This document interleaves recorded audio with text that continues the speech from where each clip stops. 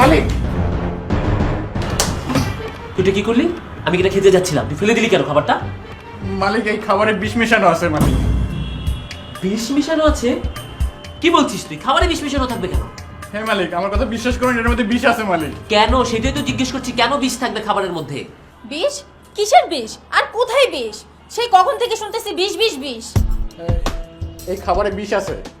ঠিক আছে, বুঝলাম এই খাবারে বিষ আছে, কিন্তু বিষটা মিশিয়েছে কে? ম্যাডাম। তোর সাহস তো কম নয়, তুই আমার স্ত্রীর গায়ে ব্লেম দিচ্ছিস। মিথ্যা কথা বলছো। ওকে আমি ভালোভাবে চিনি। ছোট লোকদের এই একটা সমস্যা, বড় লোকদের একটু ভালোভাবে চলাফেরা দেখছে তো এখন ঝামেলা বাঁধার জন্য চলে আসছে। তোর অন্য যে কোনো কথা আমি বিশ্বাস করতাম, কিন্তু আমার ওয়াইফের নামে তুই মিথ্যাচার করেছিস, এটা কখনো বিশ্বাসযোগ্য নয়। বিষয়টা এমন না মালিক, আমার কথাটা একটু বিশ্বাস করেন আপনি। আর যদি এমনই হতো তাহলে আমি আপনাকে খাবার থেকে কেন আটকাতাম? ও না আমার দিকে খারাপ নজরে তাকায়, আর আমি তোমাকে বলে দেব এর জন্য আমার নামে এইসব কথা বলছে। তুমি ওর কথা একদম বিশ্বাস করবে না। তোর এত বড় সাহস, এত বড় সাহস, এত বড় সাহস, তোর এত বড় সাহস, তুই আমার ওয়াইফের দিকে বাজে নজরে তাকাস? তোকে আমি অনেক ভালো মনে করেছিলাম, অনেক ভালোবেসেছিলাম। আরে ও তো আমার ওয়াইফ, তোর ম্যাডাম হয়, তুই কিভাবে ওর দিকে তাকালি? ছি রামু, তুই যে থালায় খাচ্ছিস সেই থালায় ফুটো করতে চাচ্ছিস। তোর মতো এমন নষ্ট চরিত্রের লোককে আমি আমার বাসায় রাখবো না। তুই এই মুহূর্তে আমার বাড়ি থেকে বেরিয়ে যা, বেরিয়ে যা। বেরিয়ে যাব, যাওয়ার আগে সত্যটা জেনে নিন। বল, বল তোর কি সত্য শুনি। আমি যখন ঘর পরিষ্কার করতেছিলাম, শোনো, আজকে ভালোবাসা ওর জন্য বার্গার নিয়ে এসেছি। যখন ও এটা খাবে ওর খেলা খাতাম, তারপর ওর সব সম্পত্তি নিয়ে আমরা সুখে শান্তিতে থাকবো। তুমি একদম চিন্তা করো না, আমি আমার কাজটা শেষ করে তোমাকে কল দিচ্ছি।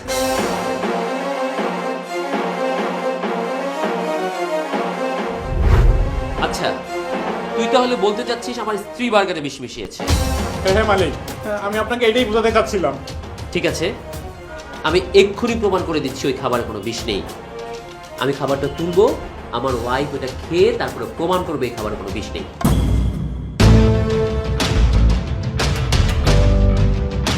রিয়া, তুমি বার্গারটা খেয়ে নাও, আমি ওকে প্রমাণ দিতে চাই এই বার্গারে কোনো বিষ নেই। খাও। না, আমি বার্গার খেতে পারবো না। একটু খাও, জাস্ট একটু খাও। আমি তো বললাম আমি খেতে পারবো না।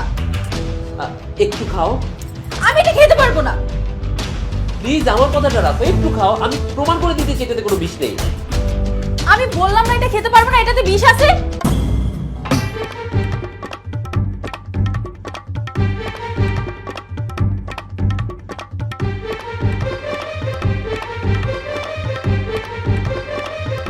তুমি এই মুহূর্তে আমার বাড়ি থেকে বেরিয়ে যাও। ডিভোর্সের কাগজ আমি তোমাকে তোমার বাড়িতে পাঠিয়ে দিব। প্লিজ তুমি আমাকে ক্ষমা করে দাও। দেখো এরকম ভুল আমি আর কখনো করবো না। তোমার জন্য কোনো ক্ষমা নেই, বাড়ি থেকে বেরিয়ে যাও, বেরিয়ে যাও বলছি।